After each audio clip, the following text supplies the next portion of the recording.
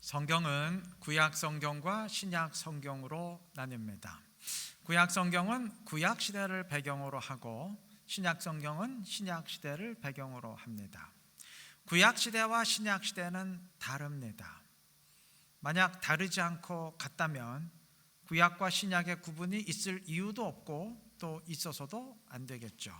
흔히 구약 시대는 율법 시대였고 신약 시대는 은혜 시대라 말하는데, 이렇게 시대를 구분할 때 여러분 어떤 생각을 하시나요? 흔히 율법 시대는 철저한 행함의 시대였던 반면 은혜 시대는 철저한 행함보다는 하나님의 사랑을 받아들이는 것이 제일 중요한 시대라고 생각하는 경향이 있습니다. 그래서 율법 시대 때는 행함이 구원을 위해 절대적으로 필요했지만 은혜 시대에는 행함은 사실 구원과 상관이 없고 하나님의 사랑을 의지하는 것이 관건이다, 그게 절대적이다 라고 생각들 하는 것 같습니다. 단도직입적으로 말해서 성경은 그렇게 말하고 있지 않습니다. 하나님은 그렇게 말씀하지 않으십니다. 오히려 성경은 은혜 시대야말로 행함의 시대라고 선포합니다. 율법 시대는 행함에 실패하는 시대였지만 은혜 시대는 행함에 성공하는 시대고, 그렇게 성공할 수 있도록 만드는 것이 은혜임을 선포합니다. 오늘 그것을 함께 생각해 보려고 합니다. 자, 율법 시대의 이스라엘이 신약의 새 이스라엘, 즉 영적 이스라엘로 대체된 것은 우리가 다 아는 사실인데, 구약의 이스라엘이건 신약의 새 이스라엘, 영적 이스라엘이건 하나님과 이스라엘의 관계는 언약에 의해서, 즉 약속에 의해 맺어집니다. 하나님의 백성을 흔히 언약 백성이라 말하는 이유가 그 때문입니다. 출애굽기 24장 7, 8절의 증언처럼 하나님과 구약 이스라엘은 짐승의 피를 언약의 피로 뿌리면서 약속을 맺었습니다. 이스라엘은 언약서의 낭독을 들은 뒤 여호와의 모든 말씀을 우리가 준행하리이다, 율법대로 순종하리이다 언약했고, 하나님은 이들의 하나님이 되심을 언약했습니다. 새 이스라엘인 그리스도인들 역시 언약의 피에 의해서 하나님의 백성이 됩니다. 단 그 피는 구약 때처럼 짐승의 피가 아니고 예수 그리스도의 십자가 피입니다. 예수님은 성찬식을 제정하시면서 십자가 피를 상징하는 잔을 드신 뒤 분명히 선포하셨습니다. 마태복음 26장 28절, 이것은 많은 사람을 위하여 흘리는 바 나의 피 곧 언약의 피니라. 이젠 짐승의 피가 아니고 그리스도의 피입니다. 이제는 예수님의 십자가 피에 의해 하나님의 백성 이스라엘이 만들어집니다. 우리는 바로 그 피에 의해서 그의 백성 이스라엘이 되었습니다. 자, 이러한 새 언약의 이스라엘은 하나님이 구약시대 때부터 누차 예고하셨던 일입니다. 가장 대표적인 구절인 예레미야 31장 31절은 말합니다. 보라, 날이 이르리니 내가 이스라엘 집과 유다 집에 새 언약을 맺으리라. 미래의 어느 시점에 새 언약을 맺으실 것을 예언하셨어요. 다음 32절은 왜 새 언약이 필요한지를 말씀하십니다. 내가 그들의 남편이 되었어도 그들이 내 언약을 깨뜨렸습니다. 이스라엘이 언약을 깨뜨렸기 때문입니다. 이스라엘이 하나님의 말씀인 율법을 준행하겠다고 언약해 놓고도 불순종하며 패역의 길로 감으로써 언약이 깨졌어요. 하나님은 더 이상 이들의 하나님이 이제 아니시고 이들은 더 이상 하나님의 백성이 아닙니다.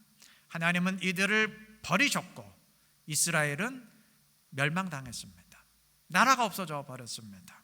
그런데 하나님은 이 상황에서 미래의 새 언약 이스라엘을 말씀하십니다. 그 다음 33절, 내가 그날에 맺을 언약은 이러하니 곧 내가 나의 법을 그들의 마음에 기록하여 나는 그들의 하나님이 되고 그들은 내 백성이 될 것이라. 여호와의 말씀이니라. 돌판에 새겼던 첫 언약과 달리 새 언약은 하나님이 이들의 마음에 기록해서 깨지지 않도록 하실 것이고, 그리하여서 하나님은 이들의 하나님이 되시고 이들은 하나님의 백성이 될 것입니다. 즉 새로운 이스라엘이 될 것입니다. 히브리서 8장 6절부터 10절은 제가 방금 쭉 읽었던 예레미야 31장의 새 언약 이스라엘에 대한 말씀들을 그대로 인용하면서 예레미야 31장의 새 언약의 말씀을 이루시는 분이 곧 예수 그리스도이심을 분명히 선포했습니다. 자, 새 언약의 말씀은 이곳 예레미야서에서만 주어진 것이 아닙니다.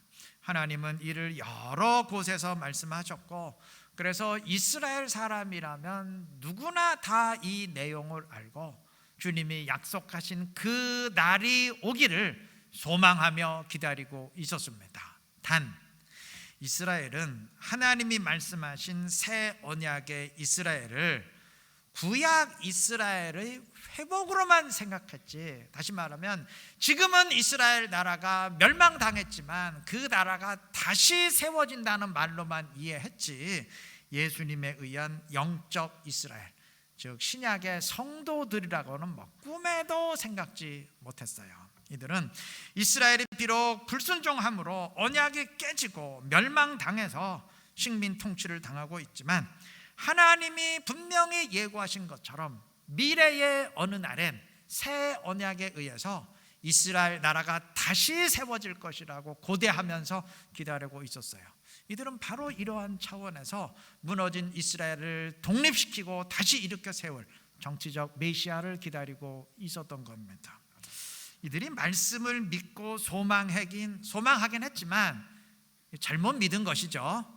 하나님이 약속한 이스라엘은 그런 이스라엘이 아니고 예수 그리스도의 십자가 피에 의한 신약의 성도들, 즉 영적 이스라엘입니다.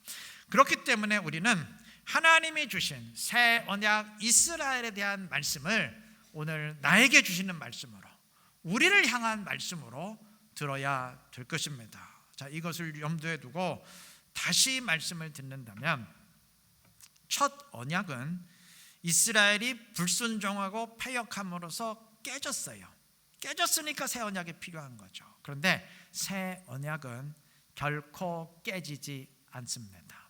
왜냐하면 방금 읽었던 예레미야 31장 33절의 선포처럼 하나님이 새 언약은 우리의 마음에 새겨서 깨지지 않도록 하시기 때문입니다. 자, 그러면 언약이 깨지지 않도록 하시겠다, 이게 뭘 의미한다고 생각하세요? 간단해요. 자, 불순종함으로써 첫 언약이 깨졌어요. 그런데 새 언약은 깨지지 않을 것이다. 그럼 뭘 의미하겠어요? 불순종하지 않을 것이란 말이죠. 또 불순종해서 언약이 깨지지 않을 것이다, 그 얘기죠. 다시 말하면 우리가 순종하는 백성이 될 것이다, 그런 의미죠. 첫 번째 이스라엘은 불순종하고 실패했지만 새 언약에 의한 영적 이스라엘은 순종하는 백성이 될 것이다, 그 말씀이죠. 맞아요. 새 이스라엘인 우리는 순종하는 사람들입니다. 그래서 하나님은 새 언약 이스라엘에 대한 말씀을 주시면서 그들은 순종하는 자들이 될 것이라고 강조하고 또 강조하셨습니다. 예를 들어서 에스겔서 11장 19절부터 20절, 내가 그들에게 한 마음을 주고 그 속에 새 영을 주며 그 몸에서 돌 같은 마음을 제거하고 살처럼 부드러운 마음을 주어 내 율례를 따르며 내 규례를 지켜 행하게 하리니 그들은 내 백성이 되고 나는 그들의 하나님이 되리라. 이미 눈치채신 분 있으시겠지만 이거 좀 들어본 말씀 같죠? 제가 바로 지난주일 설교 때 인용했던 말씀입니다. 오늘 설교가 조금 뭔가를 설명해야 되기 때문에 혹 어려운 분들도 있겠다, 이러한 우려심에서 여러분의 이해를 돕기 위해서 일부러 새 언약 이스라엘에 대한 말씀들 가운데 지난주에 읽고 설명했던 구절을 일부러 가지고 왔습니다. 자, 하나님이 그들의 하나님이 되어주시는 새 이스라엘은 이 말씀처럼 하나님의 율례를 따르고 규례를 지키는 백성, 즉 순종하는 백성이 될 것입니다. 아울러 하나님은 우리가 순종하는 백성이 될 수 있는 이유도 같이 말씀하셨어요.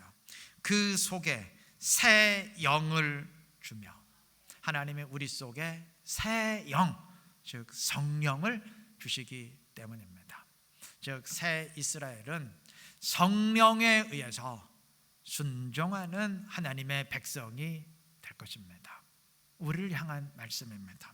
에스겔서 36장 26절 27절도 동일하게 선포합니다. 역시 지난 주일에 인용하고 설명했던 구절을 다시 가져왔습니다. 또 새 영을 너희 속에 두고 새 마음을 너희에게 주되 너희 육신에서 굳은 마음을 제거하고 부드러운 마음을 줄 것이며 또 내 영을 너희 속에 두어 너희로 내 율례를 행하게 하리니 너희가 내 규례를 지켜 행하리라. 하나님은 두 번 반복해서 내 영을 너희 속에 두어 강조했습니다. 하나님이 성령을 우리 속에 두시기에 새 이스라엘인 우리는 하나님의 율례와 규례를 지켜 행하는 사람, 즉 순종하는 백성이 될 것입니다. 이것이 구약 이스라엘과 신약 영적 이스라엘의 근본적인 차이입니다. 자, 이것을 인식할 때 우리는 오늘날의 굉장히 심각한, 아니 치명적일 수 있는 오해 하나를 바로잡아야 됩니다.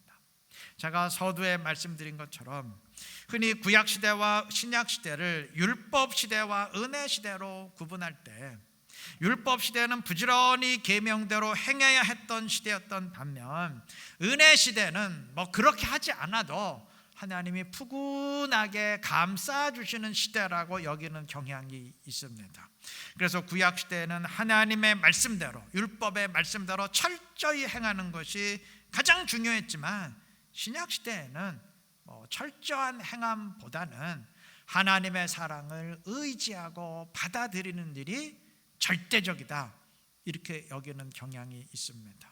특히 바울 사도가 쓴 서신서에는, 특히 로마서, 갈라디아서에는 율법을 행함으로는 구원받지 못하고 믿음으로 받는다, 이 선포가 있기 때문에 믿음과 행함은 서로 반대되고 상충하는 것이구나, 이렇게 생각을 하고 지금은 구약처럼 행하는 시대가 아니고 믿는 시대다, 이렇게 생각들 하는 것 같습니다. 그런데 이러한 우리의 생각은 오늘 읽은 하나님의 선포와 어긋납니다. 아니, 이게 어긋나는 정도가 아니고 정면으로 충돌합니다. 아까 보았듯이 하나님은 분명히 선포하셨어요. 분명히 예고하시고 약속하셨어요.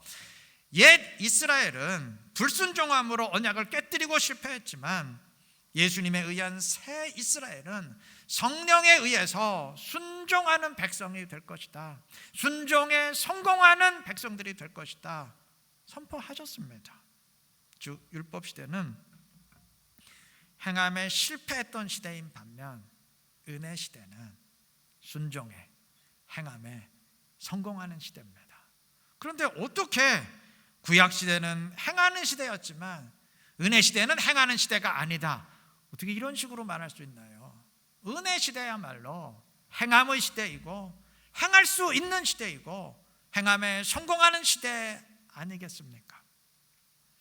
아까 말씀드렸지만 이러한 오해가 생긴 이유가 바울 서신의 메시지 때문이에요.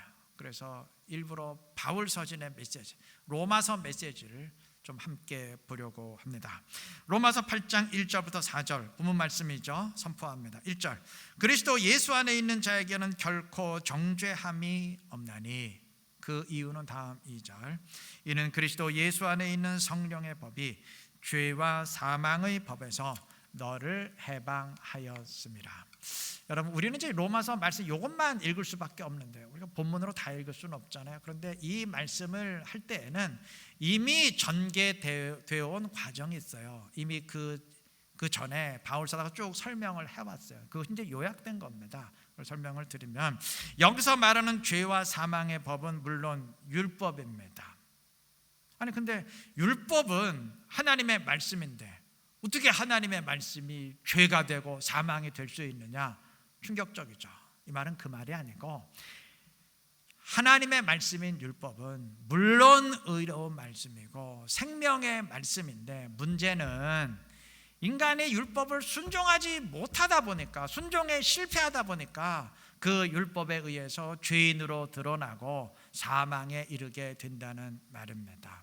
그래서 율법 시대 이스라엘이 정죄함에 이르고 심판받았지 않습니까? 그런데 이제 예수 안에 있는 우리에게는, 신약의 성도들에겐 그러한 정죄함이 없어요. 왜냐하면 성령의 법이, 즉 성령께서 우리를 죄와 사망에서 해방시키기 때문입니다. 그것을 3절과 4절이 요약합니다. 3절, 율법이 육신으로 말미암아 연약하여 할 수 없는 그것을 하나님은 하시나니. 자, 하나님의 말씀인 율법이 주어졌지만 인간이 육신으로 인한 연약함 때문에 할 수가 없어요. 율법을 순종하지를 못해요. 풀어서 말하면 인간이 죄의 본성을 지니고 있고 죄의 종으로서 사단의 통치 아래 있다 보니까 율법을 순종하기가 극히 힘듭니다. 로마서 6장은 예수 믿기 이전의 인류를 죄의 종된 자들이라고 몇 번이나 강조해서 말합니다. 17절, 너희가 본래 죄의 종이더니, 20절, 너희가 죄의 종이 되었을 때에는. 자, 이것이 예수님 이전의 인류의 모습이고, 예수님 이후에도 예수님과 상관없는 자들의 모습입니다. 물론 그렇다 그래서 예수님 이전의 모든 사람들이, 구약의 모든 사람들이 다 정죄함에 이르고 심판받다, 그 얘기는 아니에요. 그때에도 모세, 엘리야, 느헤미야, 요셉, 다윗 등등 신실한 순종의 사람들 많았죠. 그런데 이 말은 일반적으로는 순종에 실패한 시대라는 말입니다. 예를 들어 볼까요? 여러분, 하나님의 백성을 대표하는 이스라엘의 왕들 가운데 몇 사람이나 순종의 사람이었을 것 같아요? 남유다 왕들 가운데 정말 가물에 콩나듯 몇 명 소수 있었고, 북이스라엘의 왕들 가운데는 놀라지 마세요, 단 한 명도 없었어요. 단 한 명도 순종의 인물이 나오질 못했어요. 단 한 명도 없었다? 전 그것도 기적이라고 생각합니다. 죄의 종된, 죄의 종으로 묶인 육신의 연약함 때문입니다. 자, 그런데 이제 하나님이 그 문제를 해결하셨어요. 하나님이 하시나니, 오늘 본문이 선포했지 않습니까? 3절 그 다음, 곧 죄로 말미암아 자기 아들을 죄 있는 육신의 모양으로 보내어 육신의 죄를 정하사. 말은 어렵게 했지만 이게 그리스도께서 우리의 죄를 짊어진 십자가 사건이라는 건 다 아시죠? 그리스도께서 십자가 사건으로 우리의 죄를 짊어지시고 드디어 우리가 죄의 종에서 벗어나게 하셨습니다. 자, 그런데 죄의 종에서 벗어났다 그래서 얘기가 다 끝난 게 아니에요.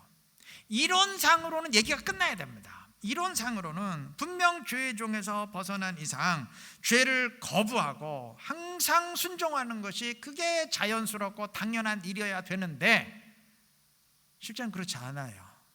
왜냐하면 아직 우리가 구원의 완성을 이루지 못한 상태이다 보니까 아직은 죄인이에요.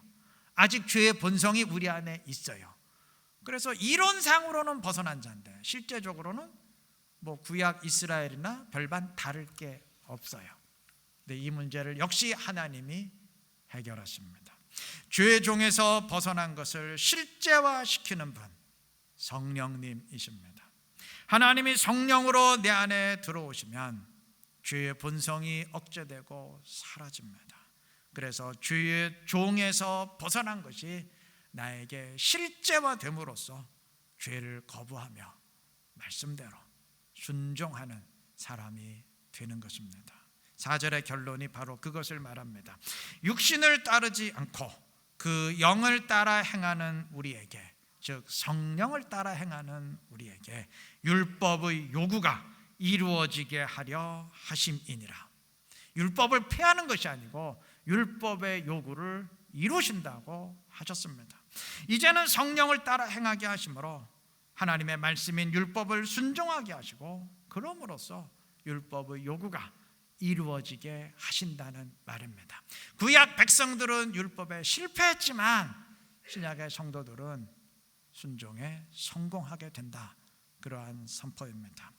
물론 율법의 요구가 이루어지게 하신다고 했을 때 폐기 처분된, 신약 시대 때 폐기 처분된 율법까지 뭐 다 이룬다는 말은 아니겠죠. 하나님의 백성으로서 끝까지 지키고 순종해야 되는 말씀들을 이루게 하신다는 의미겠죠. 자, 앞서 보았듯이 하나님은 새 이스라엘에 대해 분명히 선포하셨습니다. 구약 이스라엘은 율법을 불순종함으로 언약을 깨뜨리며 실패했지만 새 언약 이스라엘은 성령으로 인해서 순종하는 백성이 될 것이다 분명히 선포했는데, 오늘 읽은 본문 말씀은 그 말씀이 성취됨을, 그리스도의 십자가 사건과 성령의 오심에 의해서 이제 성취됨을 우리에게 확증하고 있습니다. 바로 이러한 의미에서 로마서 6장 14절은 말합니다. 죄가 너희를 주장하지 못하리니 이는 너희가 법 아래 있지 아니하고 은혜 아래 있음이라.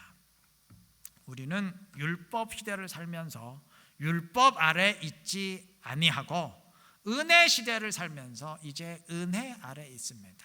다시 말해서 죄의 종으로 묶여 순종에 실패하는 시대를 살지 아니하고 그리스도의 십자가 피로 죄의 종에서 해방되고 성령의 오심으로 인해서 그것이 실제화되기에 순종에 성공하는 은혜 시대를 산다는 의미입니다. 때문에 더 이상 구약 때처럼 죄가 우리를 지배하지 못합니다. 로마서 3장 27절 28절은 반복해서 말합니다. 사람이 의롭다 하심을 얻는 것은 율법의 행위에 있지 않고 믿음으로 되는 줄 우리가 인정하노라. 행위가 아니라 믿음이다라는 식으로 행함과 믿음을 서로 상충하고 반대되는 것으로 오해하게 만들었던 구절입니다. 이 바울 서신의 이 말씀 때문에 이제는 행함이 필요 없는 믿음의 시대다, 뭐 이렇게 오해하게 된 것 같은데, 여러분 이 구절은 절대 그런 의미가 아니에요. 반대의 의미입니다. 이 구절은 좀 설명이 많이 필요하기 때문에 오늘 설명하지 말고 다음에 기회 있을 때 좀 구체적으로 설명을 하기로 할 터인데, 자, 설명이 없어도 일단 이 구절의 결론을 보면 그게 아니라는 걸 알 수 있어요. 자, 마지막 31절의 결론입니다. 그런즉 우리가 믿음으로 말미암아 율법을 파기하느냐? 그럴 수 없느니라. 도리어 율법을 굳게 세우느니라. 여러분, 믿음으로 행함을 폐하는 것이 아니고 율법을 폐하는 것이 아니고 율법을 굳게 세운다 그랬습니다. 이게 결론이에요. 이게 결론이에요. 자, 그렇다면 성령으로 율법의 요구가 이루어지게 하신다는 오늘 본문 말씀과 결론이 같죠. 그런데 어떻게 우리가 이 구절을 읽으면서 행함이 아니라 믿음이다 이런 식으로 해석할 수가 있겠어요? 여러분, 믿음이 행함을 필요 없게 만들지 않습니다. 은혜 시대의 믿음은 반대로 말씀의 순종에 성공하게 만듦으로써 율법의 요구가 이루어지게 합니다. 율법으로는 의에 이르지 못해요. 율법 시대 다 실패했잖아요. 그런데 믿음으로 의에 이릅니다. 왜? 믿는 자에게는 그리스도의 십자가 피로 죄의 종에서 벗어나는 은혜가 주었고 성령이 내 안에 오시는 은혜가 주어지기에 율법 세울 수 있는 겁니다. 율법 순종할 수 있는 것입니다. 로마서 2장 3절은 선포합니다. 하나님 앞에서는 율법을 듣는 자가 의인이 아니요 오직 율법을 행하는 자라야 의롭다 하심을 얻으리니. 맞습니다. 말씀을 순종하는 자가 의인이고 구원받는 사람입니다. 구약도 그러하고 신약도 그러합니다. 로마서가 신약이지 이거 구약 아니지 않습니까? 구약도 행하는 시대고 신약도 행하는 시대예요. 단 구약은 행함에 일반적으로 실패하는 시대인 반면 신약 은혜 시대는 행함에 성공하는 시대입니다. 그 이유는 구약 시대까지는 율법 시대에는 아직 인간 육신에 의한 연약함이 해결되지를 않았던 반면 신약 시대엔 그리스도의 십자가 죽음과 성령의 오심으로써 그 문제가 해결되었기 때문입니다. 순종할 수 없게 만들었던 문제가 하나님에 의해서, 하나님의 은혜에 의해서 해결이 되었기 때문입니다. 그러므로 성령에 이끌려 순종이 이루어지는 겁니다. 정리하겠습니다.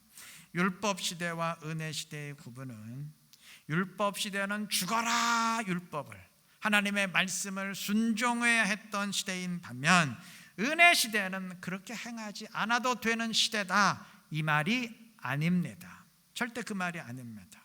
율법 시대는 순종에 실패하는 시대입니다. 두 가지 문제 때문에, 즉 죄의 종으로 묶여 있었고 또 죄의 본성이 그대로 있었기에 순종이 극히 어려웠던 시대입니다.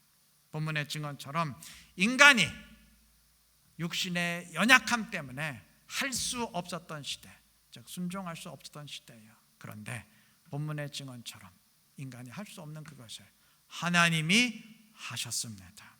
하나님께서 직접 십자가에서 죽으심으로 우리를 죄의 종에서 벗어나게 하셨고, 하나님이 성령으로 내 안에 오심으로 죄의 본성이 극복되고 해결되게 하셨고, 그래서 그로 인해 이제는 순종에 성공하는 시대가 되게 하셨습니다. 이게 은혜의 의미입니다. 여러분, 이제는 율법이 아니라 은혜다. 하나님이 은혜를 선포하셨을 때 그 의미가 무엇인지 아세요? 이제는 행함에 실패하지 아니하고 순종에 성공할 수 있는 시대를 내가 열었다. 내가 너희를 위해 직접 죽었고, 그래서 너희를 죄의 종에서 벗어나게 하셨고, 내가 성령으로 너희에게 거하기에 이제는 죄의 본성이 극복되게 하였고, 그래서 이제는 순종할 수 있는 길을 내가 열었다. 순종할 수 있다는 격려의 메시지가 곧 은혜의 선포입니다. 율법 시대는 실패할 수밖에 없었지만, 그러나 은혜 시대 때는 내가 이루었기에 이제는 순종할 수 있고, 그래서 언약을 깨뜨리지 아니하고 나의 백성으로 마지막 구원의 완성에 이를 수 있다는 하나님의 선포가 곧 은혜입니다. 다시 말하면 할 수 있다는 격려가 은혜의 선포예요. 근데 어떻게 우리는 할 수 있다는 선포를, 하라는 격려의 말씀을 어떻게 안 해도 된다는 말씀으로 바꿔서 듣고 있습니까? 어떻게 그렇게 교리를 세워왔습니까? 우리가 명심하시기를 바랍니다. 이제 더 이상 우리는 실패하는 시대를 살지 않습니다. 하나님께서 직접 죽으시고 직접 성령으로 우리에게 오심으로 순종할 수 있는 길을 열었습니다. 그래서 하나님의 약속의 말씀대로 성령에 의해 순종하는 새 이스라엘, 영적 이스라엘 되게 하셨습니다. 이 사실 꼭 기억하시고 성령을 내 안에 모시고 하나님의 말씀대로 순종하시기를 바랍니다. 그래서 순종을 통해서 내가 하나님의 새 언약에 의한 이스라엘 백성됨을 확인하며 증명하며 주님의 더 큰 기쁨이 될 수 있는 지혜롭고 신실한 우리 이루는 게 모든 성도님들 되시길 그리스도의 이름으로 축원합니다.